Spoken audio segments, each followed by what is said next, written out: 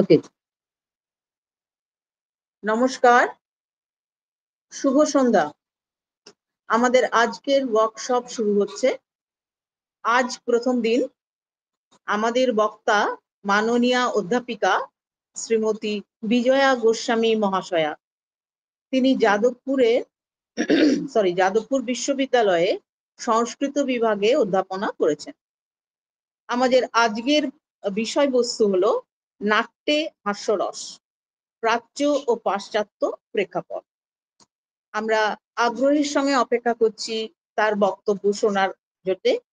আমি ম্যাডামকে বক্তব্য রাখবার জন্য অনুরোধ করছি। Madam please.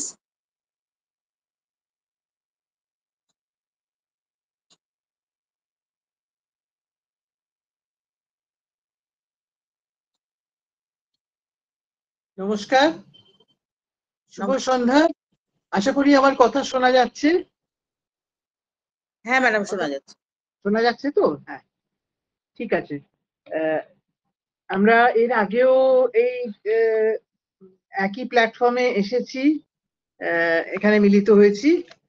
আজকে আবার নতুন করে আপনাদের সঙ্গে আবার সাক্ষাৎ হচ্ছে। তো সেই জন্যে সবাইকে আমার শুভেচ্ছা জানিয়ে বলা শুরু করছি। তো এখানে আমাকে অবশ্য বলেছেন এটা ল্যান্ডস্কেপ মোডে করে নিতে, ল্যান্ডস্কেপ মোডে করেও নিয়েছি, কিন্তু ফলত কি হচ্ছে যে খাতা এবং হাতগুলো খুব বড় বড় দেখাচ্ছে।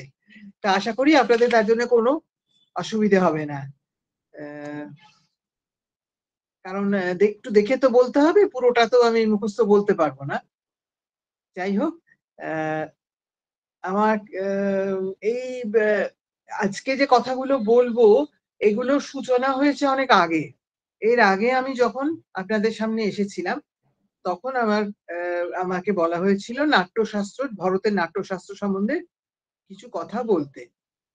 তো সেই তখন যখন বলেছিলাম সেই আসরে আমার অনেক প্রাক্তন ছাত্রছাত্রী এবং আরো আমার পরিচিত অনেকে ছিলেন, এবং তাদেরই অনুরোধে দ্বিতীয়বার এই বক্তৃতার সিরিজ যখন শুরু করছি সেইভাবেই এখন মোটামুটি যেখানে শেষ করেছিলাম সেরকম জায়গা থেকেই ধরছি, কিন্তু একটু অন্যরকম, কারণ ওখানে তো নিছক ভারতের নাট্যশাস্ত্র এবং আমাদের দেশের নাট্যশাস্ত্রে যেভাবে আর কি আলোচনা করা হয়েছে অভিনয় ইত্যাদি সম্বন্ধে, সেটা নিয়েই আলোচনা করেছিলাম।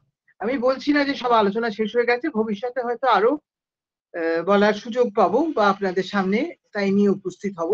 কিন্তু তখন অনেকে বলেছিলেন হাস্যরস নিয়ে বিশেষ করে কিছু বলতে, এবং শুধু প্রাচ্য নয়, পাশ্চাত্য কথা, দৃষ্টিভঙ্গির কথাও কিছুটা বলার জন্য আমাকে অনুরোধ করা হয়েছিল। সেই জন্য বিশেষ করে আজকের বক্তৃতাটা শুরু হচ্ছে। আশা করি আপনাদের আনন্দ দিতে পারবো, অন্তত কিছু জানাতে পারবো। আমি জানি যতটুকু, তার থেকে বেশি, খুব বেশি তো আর আবার জ্ঞানের মধ্যে নেই, যেটুকু আমি জানি সেটাই আপনাদের কাছে তুলে ধরার চেষ্টা করছি। এর আগে যখন নাট্যশাস্ত্র নিয়ে বলছিলাম এই একই প্ল্যাটফর্মে, সেখানে সেই সুযোগ হয়েছিল তখন ভারতের নাট্যশাস্ত্র নিয়ে কথা বলছিলাম। তখন দেখেছিলাম যে শ্রোতাদের বিশেষ আগ্রহ হাস্যরস এবং করুণ রস এইগুলো নাট্যে কিভাবে আসছে, কিভাবে প্রয়োগ করা হচ্ছে। তো তখন খুবই সংক্ষেপে এগুলো একটু ছুঁয়ে গেছিলাম। এই সম্বন্ধে বিশেষ বিস্তারিত আলোচনা করার তখন সময় বা সুযোগ কিছুই ছিল না। তো এবার আমার সেই প্রিয় শ্রোতৃমণ্ডলীর অনুরোধেই আবার আরেকটু বিস্তারিত ভাবে বিশেষ করে এই দুটি রস সম্বন্ধে বলার ইচ্ছে রইল। যদিও এই মুহূর্তে ঠিক করুণ রস সম্বন্ধে বলছি না, এখন হাস্যরস সম্বন্ধেই বলবো। পরে সুযোগ পেলে করুণ রস সম্বন্ধে বলার খানিকটা ইচ্ছা রইল। এখন গোড়াতে আমাদের প্রাচীন নন্দন তত্ত্বের কথা, প্রাচীন ভারতীয় নন্দন তত্ত্বের কথা একটু বলতে হয় প্রাথমিকভাবে। সেখানে ভারতের নাট্যশাস্ত্রে আমরা যে কটা রসের নাম পাই সবগুলো ধরলে হচ্ছে আটটি রস, অষ্টরস বলা হতো। হ্যাঁ, সেগুলি হলো শৃঙ্গার, অর্থাৎ যেটাকে আমরা বলি রোমান্টিক ইমোশন, প্রেম যার মধ্যে আছে, বীর রস, হাস্যরস, করুণ রস, রৌদ্র রস, বীভৎস রস, ভয়ানক রস এবং অদ্ভুত রস। এই হলো একেবারে প্রাচীন কালের বিশ্লেষণ। কিন্তু এর পরবর্তীকালে বিশ্লেষণটা একই রকম কেন থাকবে? সেখানে তো অন্য কিছু নতুন কথা বলা হতেই পারে। সেখানে শান্তরস, ভক্তিরস এগুলিও যোগ করা হয়েছিল। তো এগুলোর সম্বন্ধে বিস্তারিত এখন আলোচনা করার জায়গা নেই। এর মধ্যে কতগুলো জিনিস আমাদের লক্ষণীয়, যে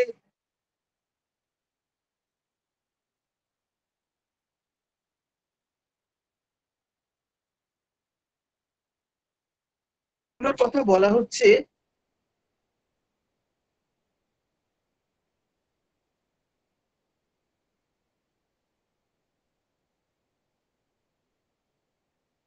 মাইক্রোফোনটা মুখের কাছে কাব্য হয় না, রস ছাড়া অভিনয় হয় না।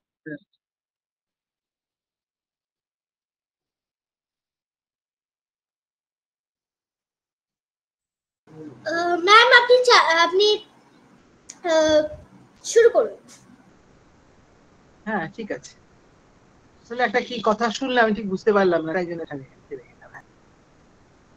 এখন এখানে সবগুলি যে খুব ভালো লাগার মতন জিনিস তা তো নয়। যেমন ধরুন বিভৎস, ভয়ানক, এগুলোই কারোর ভালো লাগা, এমনিতে ভালো লাগার কথা না, কিন্তু এগুলো সাহিত্যে আছে এবং এগুলো অভিনয়ও আছে, আমাদের দেশেও আছে, বিদেশেও আছে। এখন তো হরর মুভিজ দেখতে সবাই খুব ভালোবাসেন, কাজী ভয়ানক রস নেই স্বীকার করা হয় না এরকম কথা বলা যায় না। যাই হোক, ভয়ানক রস সম্বন্ধে এখন বলছি না, বলছি হাস্যরস সম্বন্ধে। কিন্তু এই যে রসগুলো বলা হয়েছে এর মধ্যে শৃঙ্গার রসকেই প্রাধান্য দেওয়া হয়, এটাকে আদি রস বলা হয়। এবং শৃঙ্গার রসের প্রেক্ষিতে প্রাচীন অনেক শাস্ত্র, অনেক গ্রন্থ, অনেক কাব্য, নাটক সবকিছুই আমরা আলোচনা করে থাকি। কিন্তু তাহলে হাস্য এবং করুণ নিয়ে কেন বলার প্রয়োজন আছে? একটা কারণ তো হচ্ছে আমার বর্তমান শ্রোতাদের আগ্রহ, সেটা তো আগেই বলেছি, কিন্তু আমার নিজের আগ্রহ সেখানে কিছু কম নয়। কারণ সাধারণভাবে আমরা যখন পাঠক হিসেবে বা দর্শক হিসেবে কোনো সাহিত্য পাঠ করি বা সিনেমা থিয়েটার দেখি, সোজা কথায়, সেখানে আমরা প্রধান কোন দুটো রসের ওপরে খুব বেশি নির্ভর করি, সেগুলো হলো হাস্য এবং করুণ। কারণ আমাদের জীবনে খুব বড় স্থান নিয়ে আছে হাসি এবং কান্না। আর কিছু হোক না হোক, হাসি এবং কান্না মানুষের জীবনে আছে। এটা তো খুবই লক্ষণীয় জিনিস যে শিশু যখন আদান প্রদান হয় তার পৃথিবীর সঙ্গে, সংসারের সঙ্গে, সমাজের সঙ্গে, তখন তার এই দুটোই খালি তার থেকে আমরা পাই। সে যখন তার যখন খিদে পায়, বা যখন সে অস্বস্তি বোধ করে, বা যখন সে কোনো কারণে বিরক্ত হয়, তখন সে কি করে? তার মাকে জানাবার জন্যে সে কেঁদে ওঠে যে আমার কিছু চাই, আমার কিছু চাহিদা আছে। এই কান্না দিয়ে চাহিদাটা বোঝায়। আবার অপরদিকে শিশু যখন হাসে, তখন বাড়ির লোকেরা, বিশেষ করে মা, একদম বাৎসল্য স্নেহে ব্যাকুল হয়ে পড়েন যে আহা, এই তো কি কেমন মিষ্টি হাসছে। তো হাসি এবং কান্না দিয়ে শিশু প্রথম সংসারের সঙ্গে, সমাজের সঙ্গে সম্পর্ক স্থাপন করে। রবীন্দ্রনাথ লিখেইছেন তো, হাসি কান্না হীরা পান্না দোলে ভালে। তারপর লিখেছেন, কান্না হাসির দোল দোলানো পৌষ ফাগুনের পালা, তারই মধ্যে চিরজীবন বইব গানের ডালা।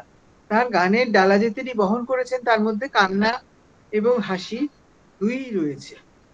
অন্যান্য রসের কথা এখানে কিন্তু বলছেন না, এখানে হাসি এবং কান্নার কথাই তিনি বলছেন। সেই নিয়েই আপাতত ওই হাসি কান্না হীরা পান্না সেই হাসি নিয়ে এখন কিছু বলতে চাইছি।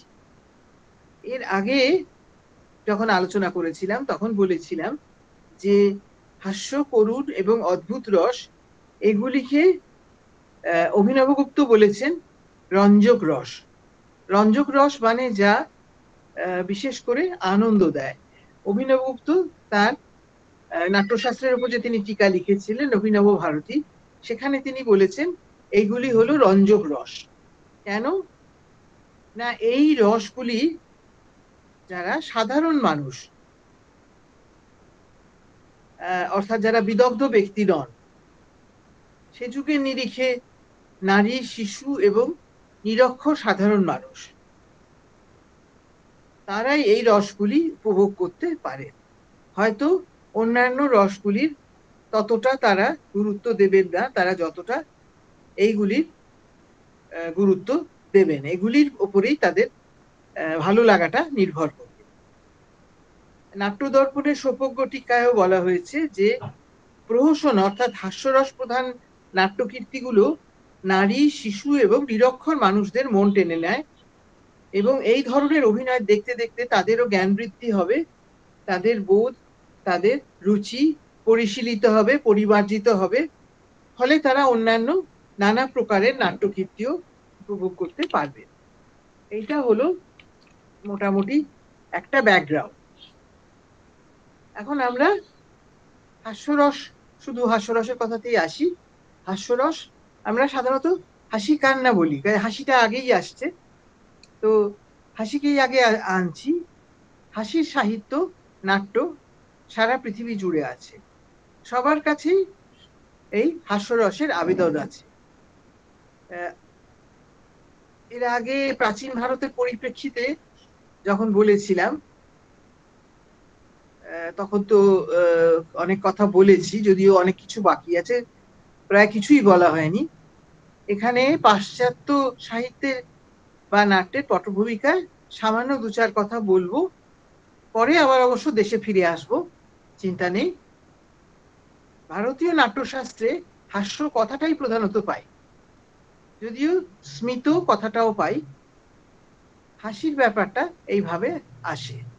এগুলো হলো হাস্যের প্রকাশভঙ্গি। আমরা হাসি যখন হাহা করে বা মৃদু একটুখানি ওষ্ঠাধর একটুখানি প্রসারিত করে,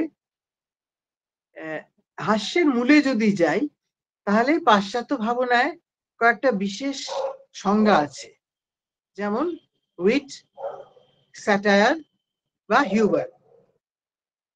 এগুলোর অর্থ কিন্তু প্রত্যেকটারই একটু আলাদা আলাদা। কনসাইজ অক্সফোর্ড ডিকশনারিতে আমরা পাচ্ছি যে হিউমার হলো facetiousness, comicality, faculty for perceiving the best. Humour বলতে কি বোঝায়? মজা পাওয়া, মজা করা, এবং এই মজা করা যেটা সেটাকে বোঝা। কেউ মজা করছে, শুধু মজা করলেই হলো না, আমরা মজা করলে বুঝতে পারি যে এ মজা করছে। একটা হাসির কথা বললে যেখানে সবাই গম্ভীর হয়ে থাকে, সেখানে নিশ্চয়ই তাদের হিউমার বোধটা আমরা খুব উঁচু স্থানে রাখতে পারবো না। অপরদিকে কিন্তু আবার হিউমার শব্দটা প্রাচীনতর পরিপ্রেক্ষিতে চিকিৎসা শাস্ত্রের মধ্যে আমরা চিকিৎসা শাস্ত্র সংক্রান্ত ভাবে আমরা হিউমারের প্রয়োগ পাই। যেমন আমরা আমাদের ভারতে আয়ুর্বেদ শাস্ত্রে দেখি কতগুলি ধাতু রয়েছে শরীরে, বাত, পিত্ত, কফ, শোণিত, এইগুলির ভারসাম্য অনুযায়ী শারীরিক সুস্থতা এবং অসুস্থতার বোধ হয়। এখন একটা মানুষ কেউ অসুস্থ হয়ে পড়লে এখন অনেক কিছু টেস্ট করা হয়, কিন্তু সে যুগে এত তো সুযোগ ছিল না। তখন কি করা হতো, তখন কবিরাজ পরীক্ষা করে বলতেন যে শরীরে কোন বায়ু বা কোন ধাতুটি কুপিত হয়েছে। তার মধ্যে বাত, পিত্ত, কফ এই তিনটে, আর শোণিত মানে রক্ত, এগুলোর ক্ষেত্রে যদি কোনো রকম কুপিত হওয়ার ব্যাপার থাকে, অর্থাৎ এগুলো যদি ঠিকমতো ভারসাম্য না থাকে তাহলেই শারীরিক অসুস্থতা থাকে। এখানে তেমনি শরীরের মধ্যে যে বিভিন্ন পদার্থ রয়েছে তাদের ভারসাম্যের হেরফের হলে মানুষের স্বভাবের পার্থক্য ঘটে। এটাও আমরা দেখছি পাশ্চাত্য চিকিৎসা শাস্ত্রে এরকম কথা বলা হয়েছে। কাজে এখন আমরা যেমন বলি গুড হিউমার, তার মানে একজনের কথা সম্বন্ধে যদি আমি বলি হি হ্যাজ গুড হিউমার, তার মানে একজন মানুষ খুব হাসি খুশি মানুষ, তার শরীরের হিউমার ঠিক মতো ভারসাম্যে আছে। আবার যদি দেখি কেউ বিরক্ত হচ্ছে, তার ইল হিউমার, অর্থাৎ তার হিউমারের ভারসাম্য ঠিক নেই। পরবর্তী সময় হিউমার বলতে যা কিছু হাসির উদ্রেক করে তাকেই বোঝাতো, কিন্তু তার মধ্যে কোনো জ্বালা বা দংশনের ভাব নেই, বরং কিছুটা সহানুভূতি আছে। ফলে অপরের ভ্রান্তিতে যেমন তেমনি নিজের ভুল ভ্রান্তিতেও তেমনি হাসির ব্যাপার আছে। আমরা তো চার্লি চ্যাপলিনের সিনেমা দেখতে অভ্যস্ত। সেখানে চার্লি যেমন অপরকে নিয়ে তেমনি নিজেকে নিয়েও অবলীন হাসির একটা ফোয়ারা খুলে দেন। অবশ্য চ্যাপলিনের হাস্যরস অনেক ক্ষেত্রেই খুব সহজে করুণ রসে পরিণত হয়। সে প্রসঙ্গে এখন ঠিক আমরা যাচ্ছি না, কারণ করুণ রস আমাদের এখনকার আলোচ্য নয়। অপরদিকে স্যাটায়ার যাকে আমরা বলছি, স্যাটায়ার হলো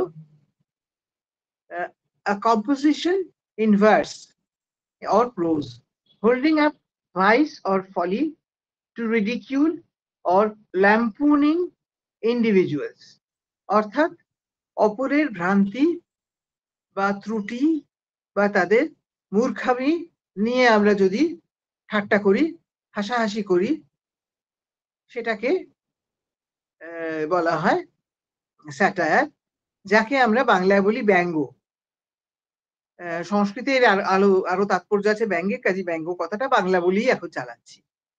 স্যাটায়ার অনেক প্রাচীনকাল থেকে প্রচলিত ছিল। এই নামটি কোত্থেকে এসেছে এ নিয়েও নানা মত আছে। কেউ বলেন এট্রাস্কান স্যাটির শব্দ থেকে স্যাটায়ার নামটা এসেছে। স্যাটির মানে হচ্ছে কথা বলা। রোমানরা বলেন স্যাটিউর, অর্থাৎ পরিপূর্ণ। তার স্ত্রীলিঙ্গ হলো স্যাটুরা, তার থেকে স্যাটায়ার। তার মানে হচ্ছে খাদ্য বিশেষের মধ্যে নানাবিধ উপাদান পরিপূর্ণ করা, পুর দেওয়া। আমরা যদি কচুরি বানাই তার মধ্যে যে পুর দিই সেটাতে কচুরিটা পরিপূর্ণ হলো। সব রকম দেশের রান্নাতেই সিঙ্গাড়ার মধ্যে পুর দিলাম, কচুরির মধ্যে পুর দিলাম, এগুলো তো আছেই।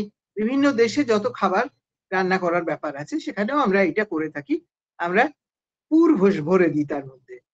এখানে পূর্ণ করা হচ্ছে কিভাবে না, আবার আরেকটি হচ্ছে আইনের মধ্যে নানান উপাদান নিয়ে আসা। একটা আইন হলে তার মধ্যে অনেকগুলো উপ আইন থাকে, আপনারা জানেন, সেগুলি সবই এর মধ্যে পড়ে।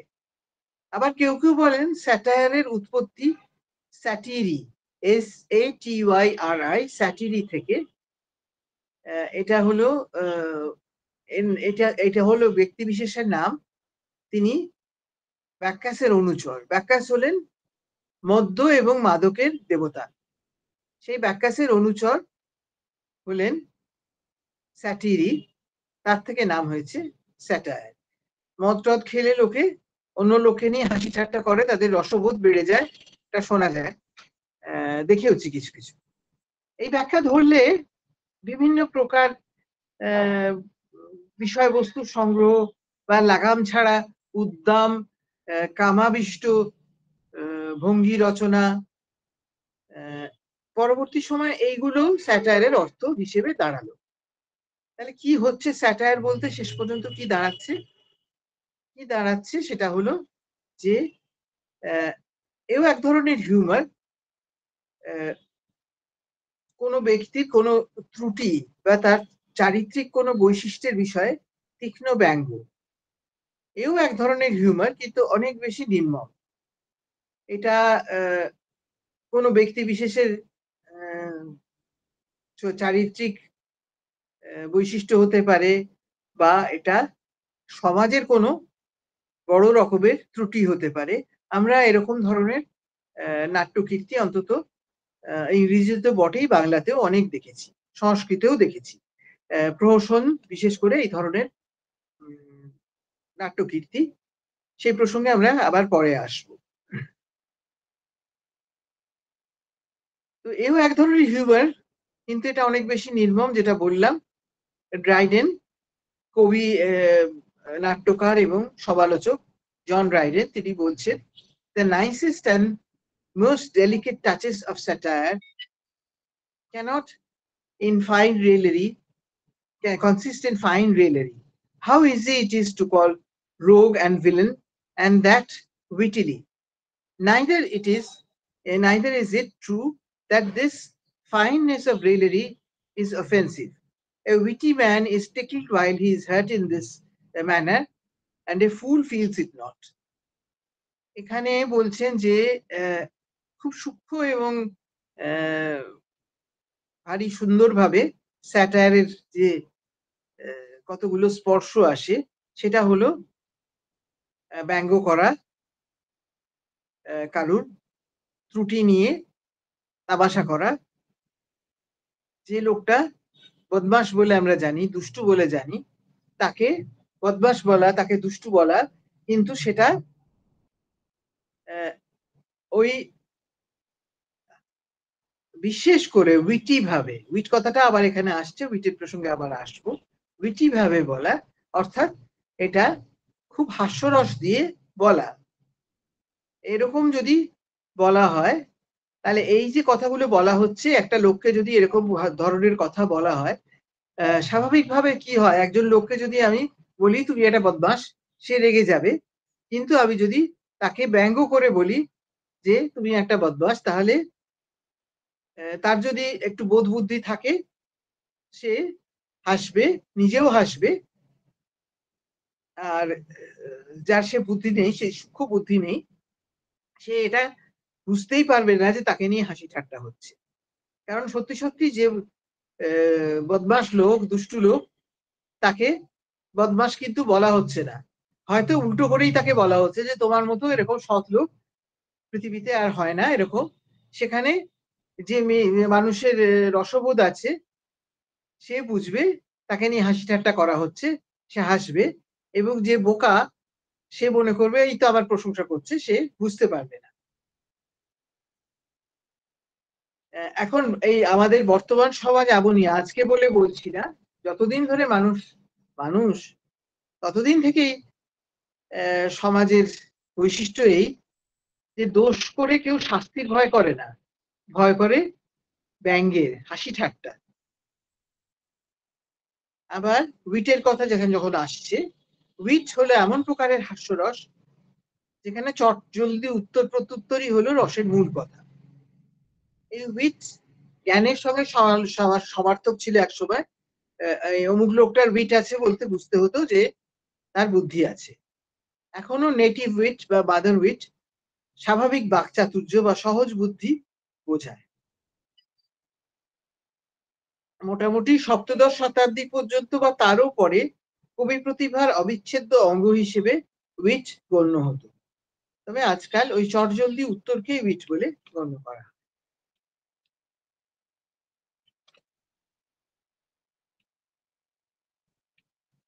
এখন এই পাশ্চাত্য সাহিত্য জগতে যখন হাস্যরসের প্রকাশ একটা বাধা ছকে এসে গেল, সেই পর্যায়ে কবি এবং সমালোচক হরেস, তার বিশ্লেষণ বিশেষ করে গুরুত্বপূর্ণ। হরেস নিজে কবি, কিন্তু তিনি সমালোচকও বটে। কুইন্টাস হোরেশিয়াস ফ্ল্যাকাস, তার জন্ম খ্রিস্টপূর্ব 65 এবং মৃত্যু খ্রিস্টপূর্ব 8, অর্থাৎ এটাই হলো তার জীবনকাল। তার মানে খ্রিস্টপূর্ব প্রথম শতাব্দীতেই তিনি ছিলেন। তিনি অনেক একাধিক স্যাটায়ার লিখেছেন, আর তিনি পত্রাকারে অনেক সাহিত্য সমালোচনা করেছেন। এই সব সমালোচনার মধ্যে সবচেয়ে বিখ্যাত এবং সবচেয়ে জনপ্রিয় হচ্ছে যাকে আমরা বলি আর্টস পোয়েটিকা বা পোয়েটিক আর্টস, যার মূলত নাম ছিল এপিস্টোলা অ্যাড পিসোনেস। তার এক বন্ধু ছিলেন পিসো। সেই পিসো দুই পুত্র তাদের কি করে কাব্য রচনা করা যায় সেই বিষয়ে শিক্ষা দিয়ে তিনি একটি চিঠি লিখেছিলেন। সেইটা আজকেও আমাদের যারা কাব্য লিখতে চান, কবিতা লিখতে চান, তাদের কাছে আজও সেটা খুবই প্রাসঙ্গিক রয়েছে। এখানে তার কাজে এখানে তার সাহিত্য সম্বন্ধে যে তিনি বিশ্লেষণ করেছেন সেটাকে কালজয়ী বলাই যেতে পারে। এছাড়া অপর একজন স্যাটারিস্ট ছিলেন পারসিউস, অলাস পারসিউস ফ্ল্যাক্কাস। তিনি এই হরেস বা হরেশিয়াসের কিছু আগে, এবং আরেকজন ছিলেন জুভেনাল, ডেসিমাস জুনিয়াস জুভেনালিস। তিনি আরেকটু পরে খ্রিস্টীয় শতাব্দীতে তিনি ছিলেন। এরা তিনজনেই ইউরোপীয় স্যাটায়ারের প্রথম স্রষ্টা হিসেবে গেয়াস লুসিলিয়াসের নাম করেন। এর সময়কাল ছিল 133 খ্রিস্টপূর্বাব্দ থেকে মোটামুটি 102 খ্রিস্টপূর্বাব্দ পর্যন্ত। এইসব স্যাটায়ার কাব্যে প্রযুক্ত হয়েছে, কিন্তু পরবর্তীকালে সেগুলো নাট্যে বিশেষভাবে জনপ্রিয় হয়ে ওঠে।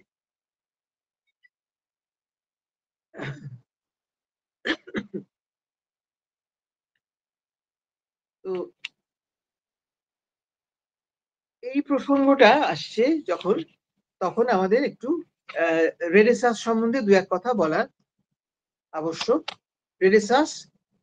কথাটা রেনেসাঁস, রেনেসানা যদি অনেকে বলে থাকেন, এটা ফ্রেঞ্চ শব্দ, তো শেষে সিই আছে, রেনেসাঁস তার মানে পুনর্জন্ম।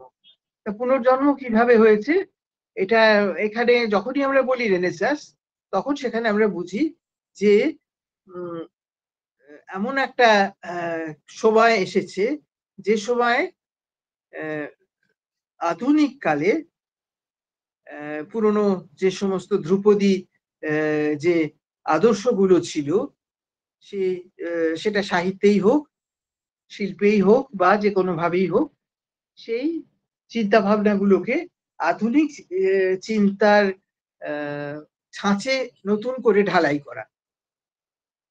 তো ইউরোপে 15-16 সেঞ্চুরিতে রেনেসাঁস এসেছিল। তো সেই সময়কার একজন অতি উল্লেখযোগ্য একজন ব্যক্তিত্ব হলেন ইরাসমাস, ডেসিডেরিয়াস ইরাসমাস রটারডামুস।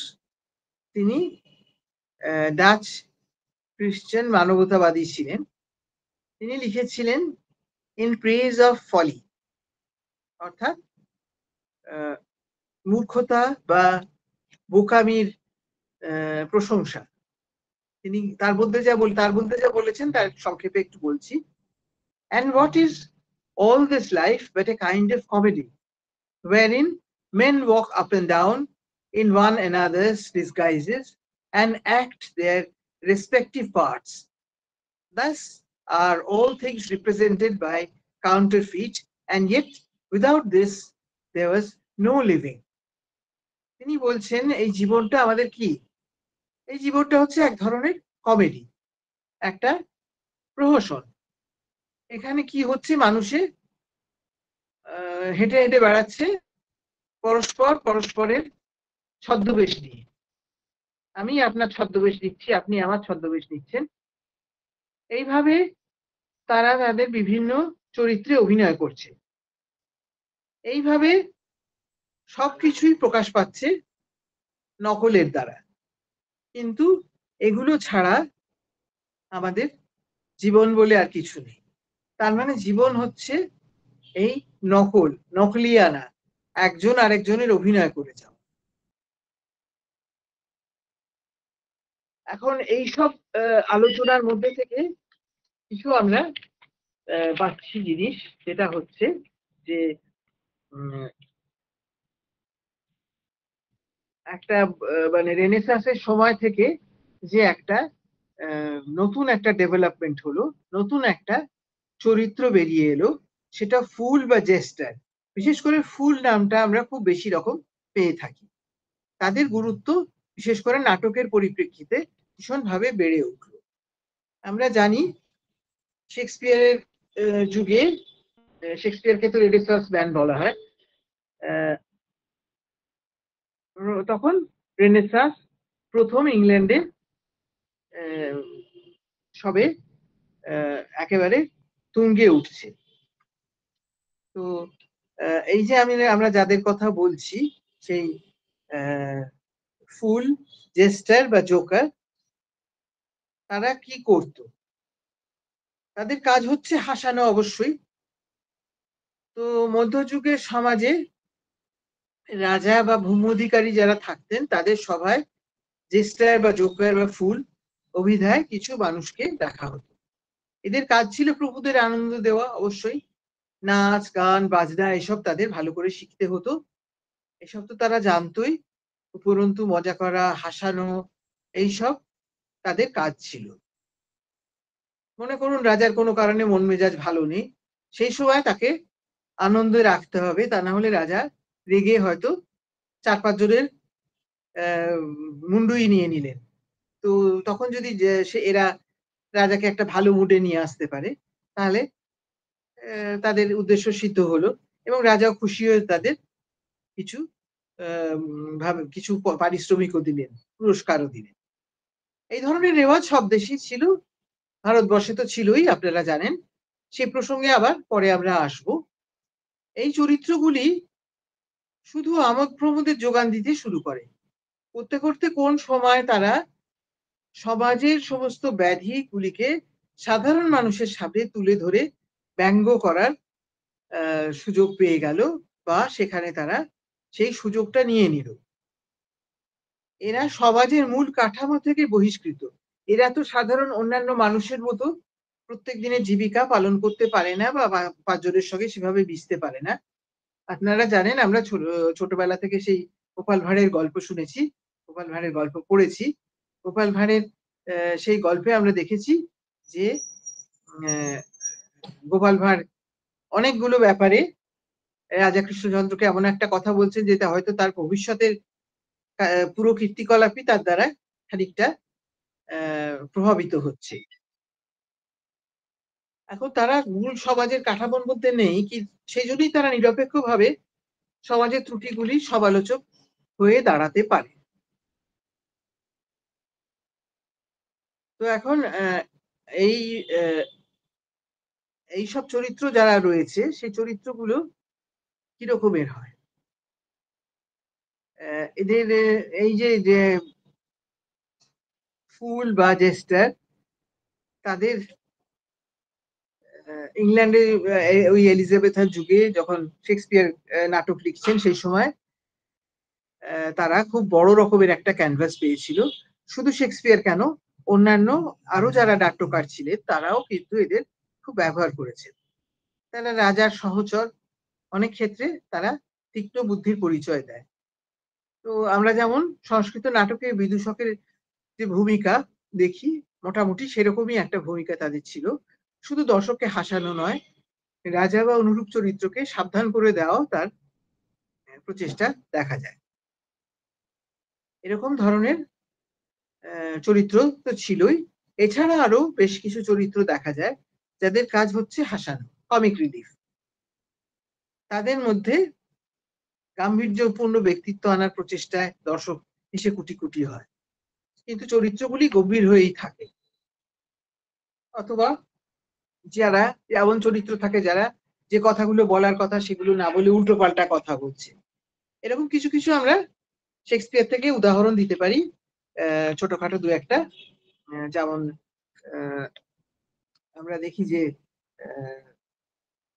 উল্টো পাল্টা কথা বলার উদাহরণ, মার্চেন্ট অফ ভেনিস নাটকে লন্সিলট গোবো নামে এক ব্যক্তি, তাকে লরেন্জো বলছে, I pray thee understand plain man in his plain meaning. Go to thy fellows, bid them cover the table, serve in the meat, and we will come in to dinner. সোজা কথা বলছে, তুমি ভালো করে কথাটা শোনো, বুঝে নাও, মানেটা পরিষ্কার করে বুঝে নাও। তুমি তোমার অন্যান্য যারা সহকর্মী আছে তাদের গিয়ে বলো যে টেবিল সাজাবে, খাবার তার উপর দেবে এবং আমরা খেতে আসবো, ডিনারে আসবো। তাতে লাউন্সিলর বলছে, for the table sir it shall be served in, for the meat sir it shall be covered, for your coming into dinner sir, why, but let it be as humorous and conceits shall govern. মানে ঠিক উল্টো করে বললো যে table should be covered, তার জায়গায় বললো the meat shall be covered, আর the meat shall be served সেটা বললো টেবিল শ্যাল বি সার্ভড ইত্যাদি।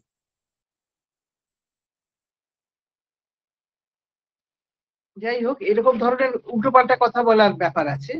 আর যারা খুব নিজেদের খুব বড় বলে মনে করে, খুব গাম্ভীর্য নেবার চেষ্টা করে, এইরকম চরিত্র আমরা পাচ্ছি 12th নাইটে, ম্যালভোলিও। এগুলো কতগুলো উদাহরণ, এরকম অনেক অসংখ্য রয়েছে, কিন্তু তার জন্য পুরো শেক্সপিয়ারের সব নাটক এখানে এখন হাজির করা সম্ভব না। ম্যালভোলিও তাকে যখন সবাই তাকে নিয়ে পেছনে হাসাহাসি করে, কিন্তু ম্যালভোলিও মনে করে আমার মতো কেউ নেই। তাকে বলা হচ্ছে যে তার যে কর্ত্রী, যার কাছে সে কাজ করে, অলিভিয়া, সে অলিভিয়া তার প্রেমে পড়েছে, ওকে গিয়ে অলিভিয়ার কাছে প্রেম নিবেদন করতে বলা হয়েছে। এবং ম্যালভোলিওর সঙ্গে সঙ্গে সেটা মেনে নিল যে হ্যাঁ, তো হতেই পারে। সে একটা চিঠি লিখলো অলিভিয়াকে, in my stars I am above thee, আমার যেরকম আর কি, যেখানে যেভাবে জন্ম, আমি তোমার অনেক ওপরে, but be not be afraid of greatness, তো আমার এই যে মহত্ব বা উচ্চতা, তার জন্য তুমি ভয় পেও না। Some are born great, some achieve greatness, and some have greatness thrust upon them. এইটা নিশ্চয়ই আপনারা অনেকেই শুনে থাকবেন যে কারণ কেউ কেউ জন্মায় মহৎ হয়ে, বড় হয়ে, কেউ কেউ এই মহত্ব তাদের উপর তারা অর্জন করে, কারোর উপরে মহত্ব চাপিয়ে দেওয়া হয়। তার মানে হচ্ছে তুমি কিছুই না, তোমার উপরেই মহত্ব চাপিয়ে দেওয়া হবে। এবং সবচেয়ে যেটা গুরুত্বপূর্ণ মনে হয় সেটা হচ্ছে সেই আমাদের বিদূষকের যে বলতে পারি আমরা যমজ ভাই, সেই ফুল বা জেস্টার যারা আমাদের ভাষায়, তাদের সম্বন্ধে বিশেষ করে বলছি। মধ্যযুগে এই যে যখন রাজাদের কাছে তাদের আসার সুযোগ ছিল, সেখানে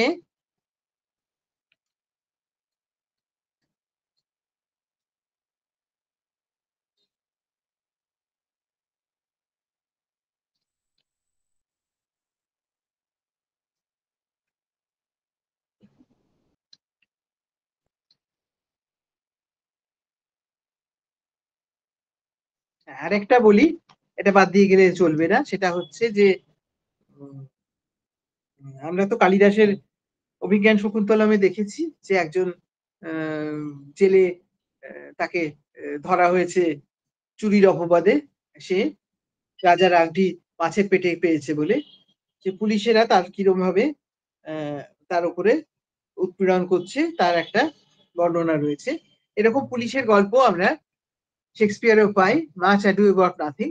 এখানে পুলিশের আধিকারিক বলছে যে চোরকে দেখলে সন্দেহ করা যেতেই পারে যে লোকটা খাঁটি লোক নয়, তবে তার সঙ্গে কোনোভাবে মেলামেশা করলে পুলিশের চরিত্র খারাপ হবে, তাই চোরদের না ধরে তাদের এড়িয়ে চলাই ভালো। তো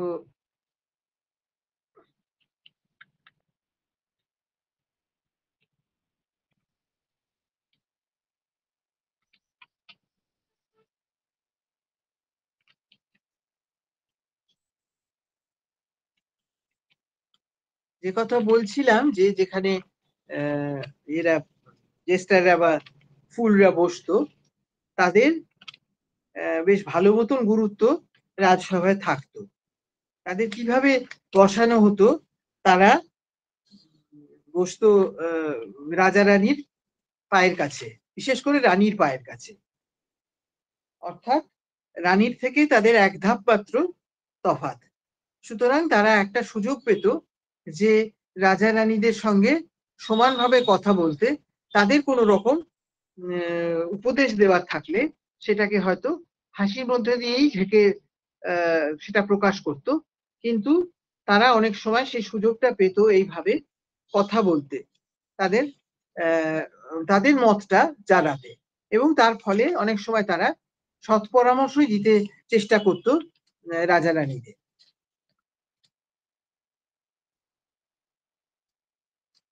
তো এই প্রসঙ্গে একটা বিশেষ রকমের বিশেষ উদাহরণ দিচ্ছি শেক্সপিয়ার থেকে, যে তিনি সেই ফুল হচ্ছে রাজা লিয়ারের ফুল বা জেস্টার, তার বিদূষক। সেখানে এর প্রকৃষ্টতম উদাহরণ, আমরা যে ধরনের জেস্টারের কথা বলছি বা ফুলের কথা বলছি, তার অন্যতম প্রধান উদাহরণ হচ্ছে এই কিং লিয়ারের এই ফুল। সে শুরু থেকেই রাজাকে সাবধান করে দেয়। আপনাদের হয়তো নিশ্চয়ই কাহিনী তো মনে আছে যে লিয়ারের 3 মেয়ে ছিল। তিনি মনে করলেন তার বয়স হয়ে গেছে, তিনি মেয়েদের মধ্যে কে তাকে বেশি ভালোবাসে তাকে তিনি সবচেয়ে বেশি সম্পত্তি দিয়ে যাবেন। 3 মেয়েকে ডেকে তিনি জিজ্ঞাসা করলেন, তোমরা কে আমাকে সবচেয়ে ভালোবাসো? এখন বড় এবং মেজো মেয়ে তারা অত্যন্ত ধূর্ত, তারা বলল যে আমরা পৃথিবীর মধ্যে যা কিছু আছে সবের থেকে তোমাকে আমরা বেশি ভালোবাসি। আর ছোট মেয়ে বললো, বাবা আমি তোমাকে খুবই ভালোবাসি, কিন্তু ভবিষ্যতে হয়তো আমি আরো ভালোবাসবার আরো লোক পাবো, আমার তখনো বিবাহ হয়নি, আমার স্বামী থাকবে, আমার সন্তানরা থাকবে, তখন যে তোমাকে আমি একমাত্র সবচেয়ে ভালোবাসবো এরকম কথা আমি দিতে পারছি না। খুব সোজাসুজি কথা, কিন্তু সোজাসুজি কথা অনেকেই পছন্দ করে না, বাবারা করে না, আর রাজারা করে না। সেই জন্য লিয়ার ক্রুদ্ধ হয়ে করলেন কি, তিনি ছোট মেয়েকে বঞ্চিত করে বড় 2 মেয়েকে তার সমস্ত সম্পত্তি দিয়ে দিলেন, এবং তারা রাজাকে বলল যে তোমার বয়স হয়ে গেছে, তোমার এখন এত ঝঞ্ঝাট ঘাড়ে নেবার দরকার নেই, আমরা তোমার সমস্ত কিছু রেখে দিচ্ছি, তুমি আমাদের সঙ্গে থাকো। এবং এইভাবে রাজার কাছ থেকে সমস্ত রকমের ক্ষমতা কেড়ে নিয়ে তাকে একেবারে হতদরিদ্র করে তাকে পথে বার করে দেয়। এখন এই ধরনের ব্যাপারটা যখন ঘটছে, এই অত্যন্ত নিষ্ঠুর ব্যাপারটা যখন ঘটছে, তখন শুরু থেকেই কিন্তু ফুল লিয়ারকে বারবার করে হুঁশিয়ার করে দেয় যে তিনি যেন তার 2 মেয়ে, বড় 2 মেয়ে এবং তাদের সহযোগীদের ফাঁদে পা না দেয়। কিন্তু মূর্খ লিয়ার সেই ফাঁদেই তিনি পড়লেন। তিনি হারালেন নিজের রাজ্য এবং তার মানসিক স্থৈর্য। তার প্রিয়তম শরীর ফুলেরও শেষ পর্যন্ত মৃত্যু ঘটে, এবং এটা তার মেয়েদের চক্রান্তে এটা বোঝাই যায়। তো এখানে যেমন কিছু বক্তব্য আমরা দেখছি যেগুলো আমরা শুনি ফুলের মুখ থেকে। সেই ফুল বলছে, the lord that counsel thee to give away thy land, come place him here by me, do thou for him stand. The sweet and bitter fool will presently appear, the one in motley here and the other found out there. যে Lord তোমাকে পরামর্শ দিল তোমার যথাসর্বস্ব দিয়ে দিতে, তোমার বিষয় সম্পত্তি দিয়ে দিতে, ওকে তুমি এখানে আমার পাশে দাঁড় করাও, আর তার জায়গাতে তুমি দাঁড়াও। দুরকম মূর্খ, একজন মিষ্ট, একজন তিক্ত, শিগগিরই দেখা যাবে একজন আমার মতো এইরকম মটলি, অর্থাৎ যেরকম জেস্টাররা যেরকম পোশাক আশাক করতো রংচঙে, সেরকম পোশাক করে আর একজন ওখানে, মানে তুমি হলে সেই মূর্খ। লিয়ার বলছেন, dost thou call me fool, boy? Fool, all thy other titles thou hast given away, that thou wast born with. লিয়ার বলছে, তুমি কি আমাকে ফুল বলছো, বোকা বলছো? তখন ফুল বলছে, তোমার আর যা কিছু টাইটেল ছিল, আর যা কিছু তোমার সম্মানের নাম ছিল, সব তো তুমি দিয়ে দিয়েছো, এইটা নিয়ে তুমি জন্মেছিলে, এটা তোমারই আছে।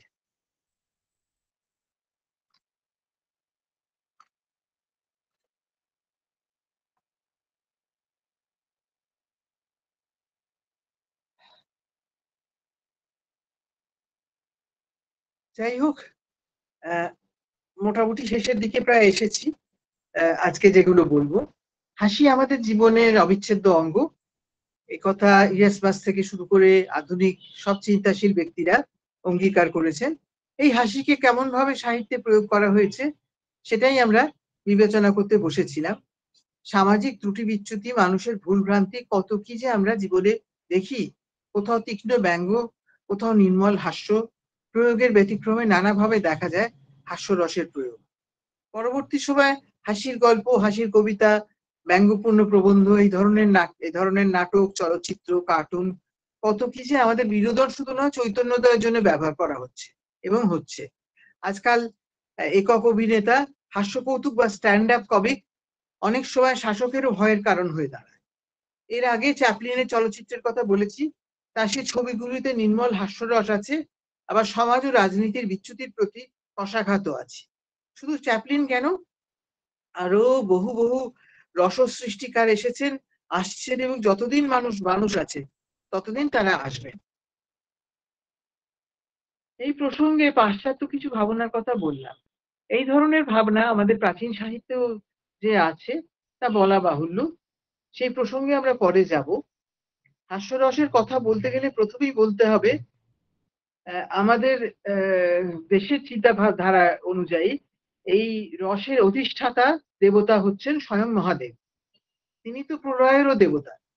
তাই হাস্যরসের আঘাতে তিনি মানুষের তুচ্ছতাকে চূর্ণ বিচূর্ণ করে দেন। হাস্যরসের রং শুভ্র, তাই সংসারে যা কিছু কুৎসিত তাকে ধুয়ে পবিত্র করে দিতে পারে হাস্যরস। আচ্ছা, এই পর্যন্ত বললাম। এবার আপনাদের কিছু যদি মন্তব্য থাকে বা জিজ্ঞাসা থাকে তার জন্য সময় দিচ্ছি।